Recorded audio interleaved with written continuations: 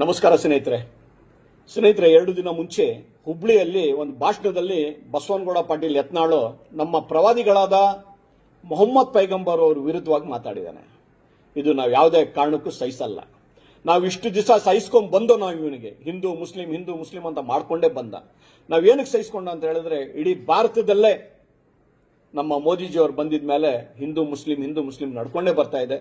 ಇವನು ಒಬ್ಬ ಅದರಲ್ಲಿ ಹೇಳ್ಕೊಂಡ ಅಂತ ಹೇಳಿದ್ರೆ ಏನು ವ್ಯತ್ಯಾಸ ಬಿಡು, ನಾಯಿ ಬೊಗಳ್ತಾನೆ ಇರುತ್ತೆ ಆನೆ ಹೋಗುತ್ತೆ ಅಂತ ಹೇಳಿ ನಾವು ಮುಂದಕ್ಕೆ ಹೋಗ್ತಾನೆ ಇದ್ದು. ಆದ್ರೆ ಇವನು ಇವತ್ತು ಬಳಸಿರುವಂತ ಪದ ನಮ್ಮ ಪೈಗಂಬರ್ ಅವ್ರ ವಿರುದ್ಧವಾಗಿ ನಾವು ಯಾವುದೇ ಕಾರಣಕ್ಕೂ ಅದಕ್ಕೆ ಸಹಿಸಲ್ಲ.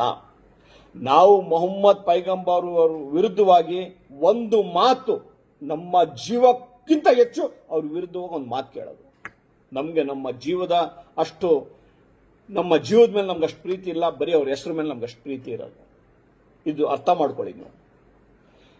ಯತ್ನಾಳ್, ನಿಮ್ಮ ಗುರ್ತು ಇಡೀ ರಾಜ್ಯದಲ್ಲಿ ಮಾಡಿಕೊಟ್ಟಿರೋದು ನಮ್ಮ ಬಿಜೆಪಿಯಲ್ಲೂ ಇಂತಿಂತ ನಾಯಕರು ಇದ್ದಾರೆ ಅಂತ ಹೇಳಿ ಪಕ್ಷ ಮೆಜಾರಿಟಿಯಲ್ಲಿ ಬಂದಿಲ್ಲ ಅಂತ ಹೇಳಿದ್ರು MLAಗಳಿಗೆ ಖರೀದಿ ಮಾಡಿ ಪಕ್ಷ ರಾಜ್ಯದಲ್ಲಿ ಚೀಫ್ ಮಿನಿಸ್ಟರ್ ಆಗಿ ರಾಜ್ಯದ ಜನತೆಗೆ ನಿಮ್ಮೆಲ್ಲರ ಗುರ್ತು ಮಾಡಿಕೊಟ್ಟಿರೋದು ಆ ಯಡಿಯೂರಪ್ಪನಿಗೆ ನೀವು ಅಪ್ಪ ಅಂತ ತಿಳ್ಕೊಬೇಕು.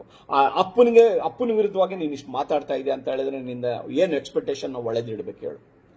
ನಿಮ್ಮ ದೇವ್ರ ಮನೆಯಲ್ಲಿ ದೇವ್ರ ಫೋಟೋ ಇಡ್ತಿರಲ್ಲ, ಆ ಫೋಟೋ ಪಕ್ಕದಲ್ಲಿ ಆ ಯಡಿಯೂರಪ್ಪ ಅವ್ರದ್ದು ಫೋಟೋ ಇಟ್ಟು ಅದಕ್ಕೆ ಮಾಲೆ ಹಾಕಿ ಅವ್ರ ಕಾಲು ಮುಗಿಬೇಕು. ನೀನೇ ಅಂತ ಅಲ್ಲ, ಇಡೀ ಬಿಜೆಪಿ ಅವರು. ಯಾಕಂತ ಹೇಳಿದ್ರೆ ಮೆಜಾರಿಟಿಯಲ್ಲಿ ಇಲ್ದಿದ್ದ ಪಕ್ಷಕ್ಕೆ ಮೆಜಾರಿಟಿಯಲ್ಲಿ ತಂದು ಕುದುರೆ ವ್ಯಾಪಾರ ಮಾಡಿ ಇಡೀ ನಮ್ಮ ಬಿಜೆಪಿಲೂ ಇಂತಿಂತ ನಾಯಕರಿದ್ದಾರೆ ಅಂತ ಹೇಳಿ ತೋರಿಸ್ಕೊಟ್ಟಿರುವಂತ ಏಕಾಏಕಿ ನಾಯಕ ಯಾರಂತ ಹೇಳಿದ್ರೆ ಯಡಿಯೂರಪ್ಪ. ಇವತ್ತು ಅವ್ರ ವಿರುದ್ಧವಾಗಿ ನೀನು ಬಾಯಿ ಬಿಡ್ತಾರೆ ಅಂತ ಹೇಳಿದ್ರೆ ನಿನ್ನಿಂದ ಏನು ಒಳ್ಳೇದು ಎಕ್ಸ್ಪೆಕ್ಟೇಷನ್ ಇಡಬೇಕು ಹೇಳು. ಯತ್ನಾಳ್, ಯಾವುದೇ ಕಾರಣಕ್ಕೂ ನೀನು ತಿಳ್ಕೊ, ನೀನು ಇವತ್ತು ಏನು ಮಾಡಕ್ ಕೊಟ್ಟಿದ್ಯಾ ಅಂತ ಹೇಳಿದ್ರೆ ನಾನು ಜನಗಳಿಗೆ ತಿಳಿಸ್ತೀನಿ. ನೀನು ಒಂದ್ ಕಡೆ ಹೇಳಿದ್ಯಾ ಮುಸಲ್ಮಾನ್ ಓಟ್ ಬೇಡ ಅಂತ ಹೇಳಿ, ಇದು ನಿನಗೆ ಗೊತ್ತಾಗ್ಬಿಟ್ಟಿದೆ. ಬಿಜೆಪಿ ಓಟು ಆ ಕಮಲ ಬಿಟ್ರೆ ಕಮಲಕ್ಕೆ ನಾಯಿಗೆ ನಿಲ್ಸಿದ್ರು ಕಮಲಕ್ಕೆ ಹಾಕೋದವರು, ಅದು ಬಿಟ್ಟು ಜನಗಳ ಪ್ರೀತಿಯಲ್ಲಿ ಅವ್ರು ಓಟ್ ಹಾಕಲ್ಲ. ಕಮಲ ಗುರುತು ಎಲ್ಲಿರುತ್ತೆ ಅದಕ್ಕೆ ಓಟ್ ಹಾಕ್ತಾರೆ. ನನಗೆ ಹಿಂಗ್ ಬರಲ್ಲ, ಅದು ಓಟ್ ಬರಲ್ಲ.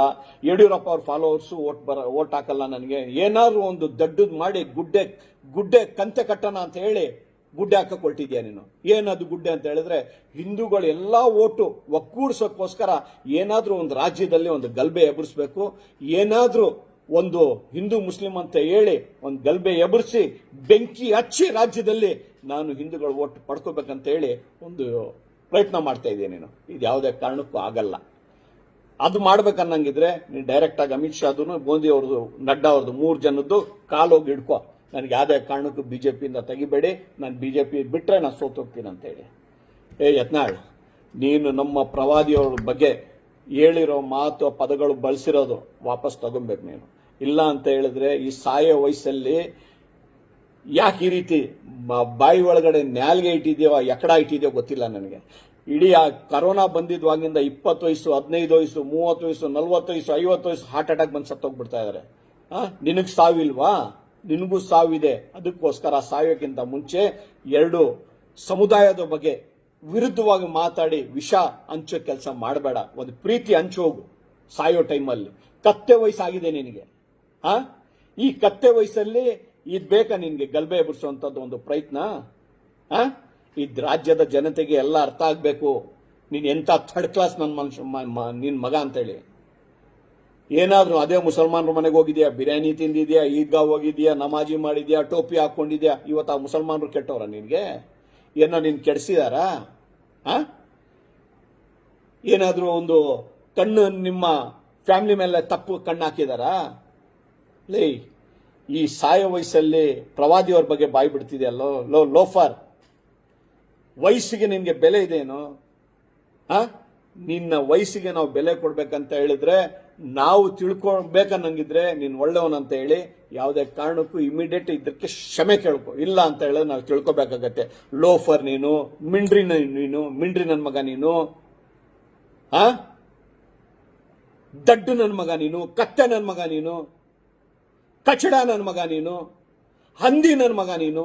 ಇದೆಲ್ಲ ನಾವು ತಿಳ್ಕೊಬೇಕಾಗುತ್ತೆ. ನಾವು ಇದೆಲ್ಲ ತಿಳ್ಕೊಬೇಡದಂತ ಹೇಳಿದ್ರೆ ಒಂದು ಒಳ್ಳೆ ಮೆಸೇಜ್ ಕೊಡು. ಪೈಗಂಬರ್ ಅವ್ರ ಬಗ್ಗೆ ನಾನು ಮಾತಾಡಿರೋದು ತಪ್ಪು, ನಾನು ಯಡಿಯೂರಪ್ಪ ಅವ್ರ ಬಗ್ಗೆನೂ ಮಾತಾಡ್ತಿರೋದು ತಪ್ಪು, ನಾನು ಪಕ್ಷ ಬಿಟ್ಟಿದ್ದೆ ತಪ್ಪು, ನಾನು ಗಲ್ಬೆ ಏನು ಮಾಡ್ಸಕ್ ಹೋಗಲ್ಲ, ಆ ಗಲ್ಬೆ ಮಾಡ್ಸೋಕ್ಕಿಂತ ಒಳ್ಳೇದು ಉತ್ತಮ ನಾನು ಹೋಗಿ ಪಕ್ಷಕ್ಕೆ ಕಾಲಿಟ್ಕೊತೀನಿ ಅಂತ ಹೇಳಿ ಹೋಗೋದು ಮೆಸೇಜ್ ಕೊಟ್ಟು ಹೋಗು. ಈ ವಯಸ್ಸಲ್ಲಿ ನಿನಗಿದು ಬೇಕೇನೋ ಯತ್ನಾಳ್? ನೀನ್ ಜನ್ಮಕ್ಕೆ ಮಣ್ಣಾಕ ಸಾಯೋ ವಯಸ್ಸಲ್ಲೋ? ಯಾಕೆ ನೀನು ಇಂಜೆಕ್ಷನ್ ತಗೊಂಡಿಲ್ವಾ ಕರೋನಾದು?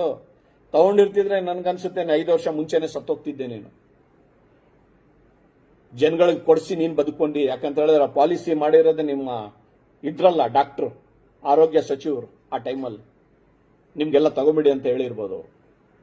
ಹೋಗ್ ಇವಾಗಾದ್ರೂ ಒಂದು ಈ ಮೆಸೇಜ್ ಕೇಳಿದ್ಮೇಲೆ ಒಂದು ಒಳ್ಳೆ ಮೆಸೇಜ್ ಕೊಡು ಜನಗಳ ಮಧ್ಯೆಯಲ್ಲಿ. ಆ ಯಡಿಯೂರಪ್ಪ ಅವ್ರ ಕಾಲು ಹಿಡ್ಕೊ ಹೋಗಿ, ಅವಾಗಾದ್ರೂ ಒಂದು ಒಳ್ಳೆ ಮನುಷ್ಯ ಅಂತ ಹೇಳ್ತಾರೆ. ಇಲ್ಲ ಅಂತ ಹೇಳಿದ್ರೆ ನಿನ್ ಜನ್ಮಕ್ಕೆ ಉಗಿತಾರೆ.